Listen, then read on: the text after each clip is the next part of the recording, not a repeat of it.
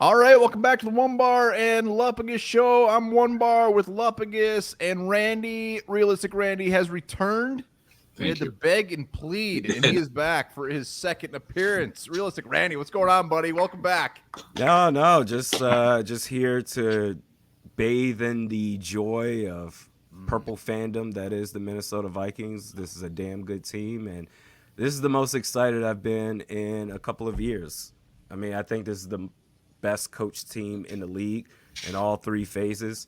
I think Stephen A. Smith and all the folks at ESPN that come up with for reasons for why the Niners screwed up against the Vikings rather than why the Vikings outright won that game.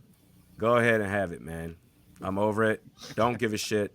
I'm tired of looking for the validation from the national media. I just don't care anymore. If anything, I'll just laugh about it. But this is a good team. Damn good Agreed. team, getting us pumped up. So right out of the gates, are you all in on the Vikings potentially winning the North? Yes. Winning the North potentially. I think they will win it. Nice. Based off of what I've seen, and I know it's only 2 games in, but it's hard to even just put into the proper context just how good these players are doing their job. So much so that I keep forgetting position groups, players after every piece of content I do. The one I did yesterday, thinking that I made up for missed players in Patrick Jones and Jihad Ward, I think now to the live stream that I did during the Vikings-Niners game, and there were multiple instances where I said, oh, ball snaps, Sam Darnold, good protection. Hey, this offensive line, it's doing its job. I haven't even given the offensive line their proper credit. It's so much goodness everywhere with this team, players, position groups, coaches, the janitors, whoever's maintaining TCO Performance Center. Everybody's kicking ass this year. And based off of that, I know that they can compete with anybody. We saw them beat arguably the best team in the league, one of the best teams in the league. And if not for those 2 turnovers, they would have beat the Niners by at least 4 touchdowns.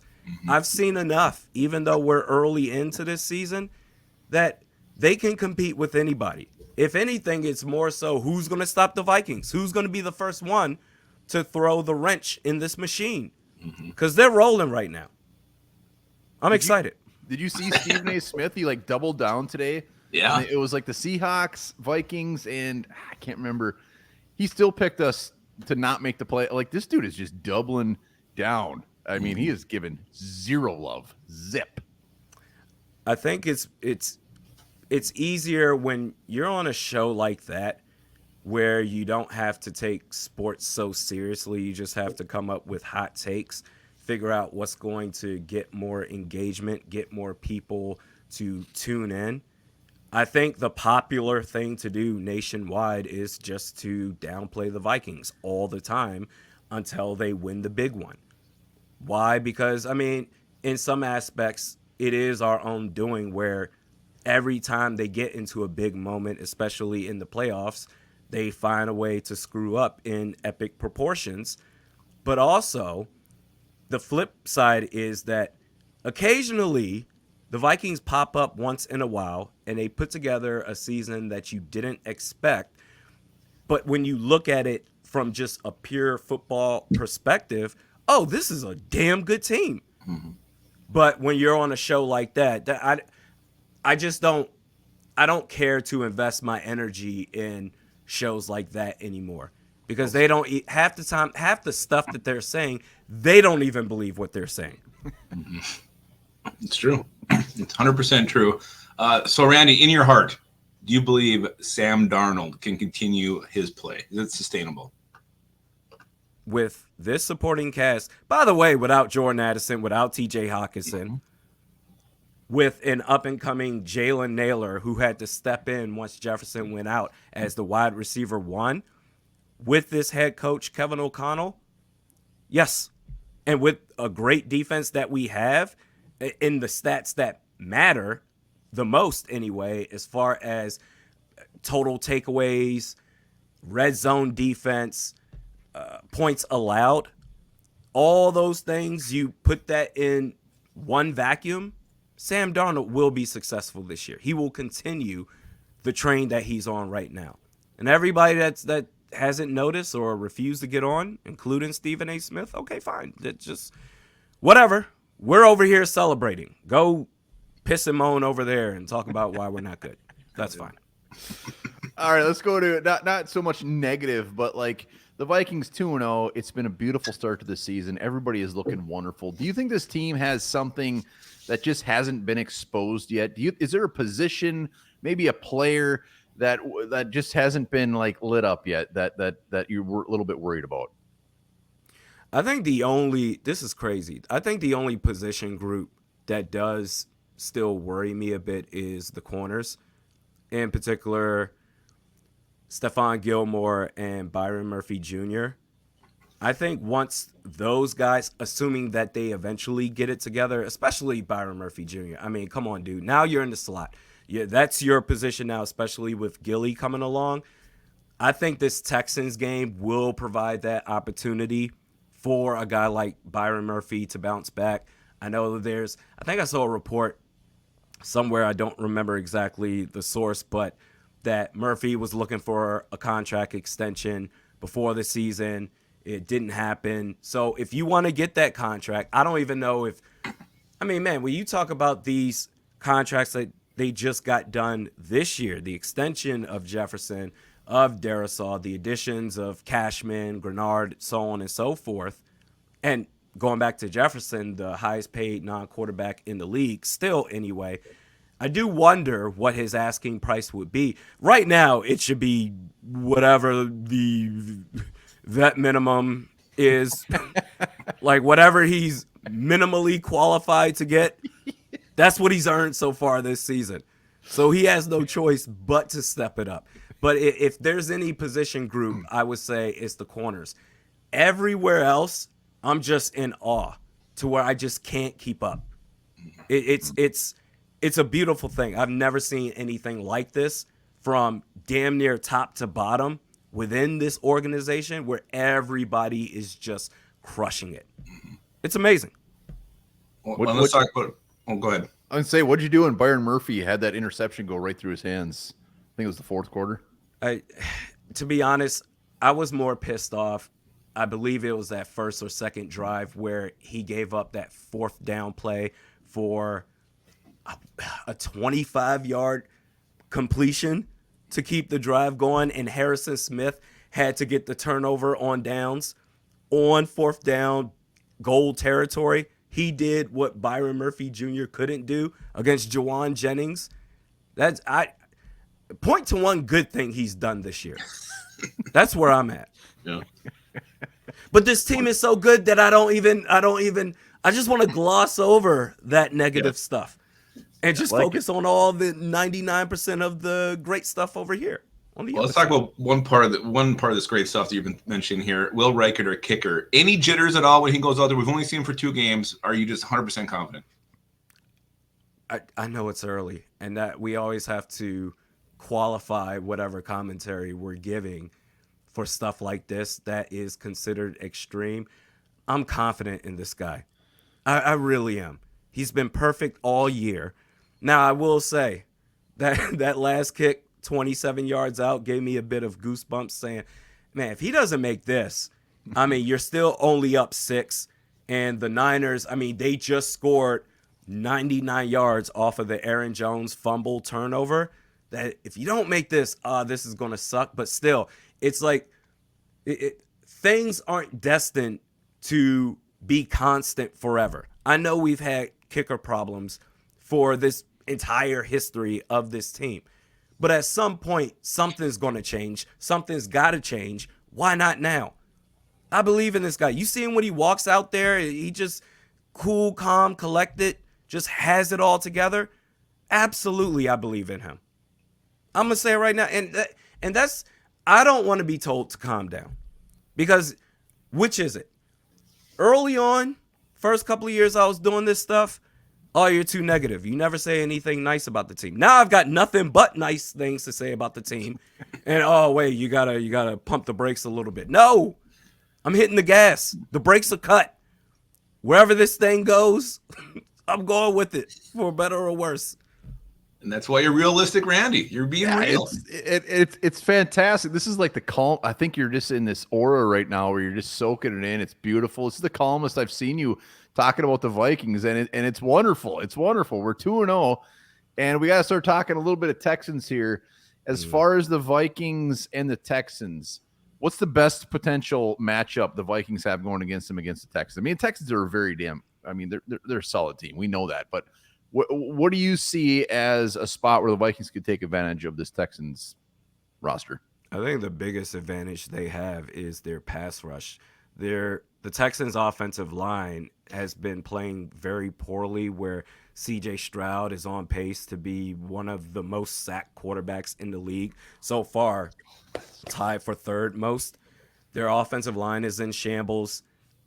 I can't think of one. Maybe their center position is their best position, even with Laramie Tunsil on that starting unit. And even with Dallas Turner, who's not going to play, expected not to play anyway, you have so much depth at edge rusher that I think it's going to be too much for the Texans to overcome.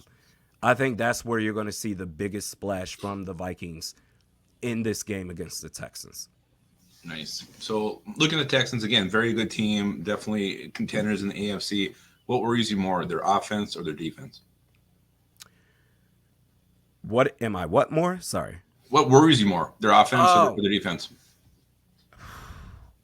I would say if their offensive line was to somehow neutralize the pass rush, I would be concerned, because they have playmakers all over the place. They have a strong run game in Joe Mixon. They probably have the best trio of receivers in the league, and Stefon Diggs, Tank Dell, and Nico Collins, even though Diggs at this stage in his career, just a slot guy, hasn't really popped off much, but maybe he will eventually. It's between that. It's really hard to say. I'm not even hedging right now, because on the defensive side of the ball, they also have playmakers. This might be, and I don't even want to say Danielle Hunter's revenge game, because I don't think he really cares. He's just the ultimate professional, where he just went and got the bag that was offered to him. Kwesi, the one thing I will say this offseason, not even this offseason, he should have did it last year before the trade deadline, knowing that you're not bringing Danielle Hunter back, is to go ahead and trade him. You would have gotten a first-round pick, I believe. But that's really it. They have playmakers on both sides of the ball. So I guess by default, because I expect our edge rushers to wreak havoc against their offensive line, I have to say their defense worries me more. Yeah. And before Onebar hops in here, I want to ask you one more thing. If you were in the stands and they announced Stefon Diggs, would you cheer or would you boo him? I don't care about Stefon Diggs. I don't care enough to boo him. You're just sitting in the stands like this. I'm just sitting in the stands, legit just watching him with a straight face. Whatever the straight face emoji is, that's me when it comes to Stefon Diggs. Who gives a damn about him anymore? We upgraded at that position someone who's better, more professional than he is. And you know what? It's just one of those things where it sucks, because before he did what he did to get traded, I was like, man, this dude's a superstar. He reminds me of a more toned down Antonio Brown, a poor man's version of Antonio Brown, if you will. And then he did all that, and now you're just some guy that used to play for the Vikings. I don't have the energy to just be like, boo, or put on fake cheers for him. Oh my God, the Minneapolis Miracle. Boo. You turned into an Englishman there. Look, the Minneapolis Miracle, the great memories. Let's give him a standing ovation. I'm not doing any of that shit, but I'm also not booing him either. He's just there. Whatever. All right. Lupagus is going to ask you who you think is going to win this game, but first, I kind of want to get to I want to know the realistic Randy a little bit more. When you're watching a game, is it just straight like water in your hand, Gatorade? Are you having a beer? Like, what are you doing when you're watching the game? IPAs or some sort of craft beers and then I hydrate in between. Really You got to do that. I have 2 pints max during the live streams. All right. And that's where I got to cap it off, because once I hit 3, then I go even more nuts than what people perceive me as already. So that's what I do. Before I did the live streams, because it's for every game, before I did that, I drank as much as I want and have wings and all this other stuff. But now that I do every game on the live stream, it's all right. I got to have some sort of control of myself so I don't embarrass myself further than what I already have. 2 pints, water, a banana just in case, and I'm good. I like it. Have you ever broken anything watching a Vikings game? Surprisingly, no. I don't think so. I can't recall. If I have, it was something insignificant that it's not even in my memory bank. I don't think I have. Not yet. And the last one, what was your reaction when Dallas Turner on that special teams play took that punt and just kind of rolled around in the end zone and they took it out to the 20? Wrote it. So, all right, let me ask you this. He's going to break something right now. By rule, no, I'm too calm. I'm zen, man. Yeah, you All are. right, by rule, should that have been marked at the 1 yard line? Because I have trouble understanding it, because he was still technically in motion. I can't say with full confidence that he got set at that 1 yard marker. He was doing the Michael Jackson spin around into the end zone. So in real time, I was annoyed at Dallas Turner.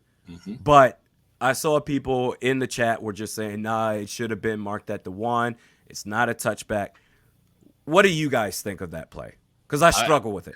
Well, it was going to stop anyway. Like, don't even get near it. Just tap it down. Don't jump on it. The first off, the ball was just sitting there. He didn't have to do anything, but he was moving. So, like, he got it, and he was still in motion. Like, if he would have just got it, like, so I think they made the right call. Like, if he was just straight up, like, I could pick it up and just went like this, which he easily could have done, he just made it very dramatic for some reason. That's what I'm at. Yeah, and like I was telling Lupagus, like, I don't know, maybe this dude's never played special teams. Like, he's just out there, he's the rookie, whatever. He just didn't seem like he knew what to do. But I lost my shit. I couldn't believe what I was seeing. I was so mad. I was definitely upset at him, but it's like you guys said. Like, he made it so dramatic for no reason. If he just, grab the ball, stay set, you're good. This is going to be at the 1 yard line. You're going to have a great defensive stand. Instead, he did a tribute to MJ for no reason. It might as well have moonwalked his way towards the back of the end zone into the locker room. Was the ball still moving? Was the ball moving when he got there? That's what I'm trying to remember. Like, I remember it being. I remember it just sitting still. That's what and he rolled into it and just like put the Jets on, and then got up just in the nick of time. And I said, okay, thank God he's standing up now. And then he just did a spin-a-rooney in the end zone. And I'm just like, I'm mad, but I'm also confused because the way that the games are officiated now, it's like, all right, maybe that was just a bad call on the refs, but it's like, Dallas, why did you have to do all this goofy shit? No one told you to do it. Maybe they were just feeling themselves. Maybe they were just feeling themselves. They were in control of the game. They're hey, this is looking good for us so far, and you do some extra stuff for no reason. He might as well. But I was out of the back of the end zone. It was a momentum changer. It flipped the entire momentum of the game at that point. Brutal. It was brutal. That was tough.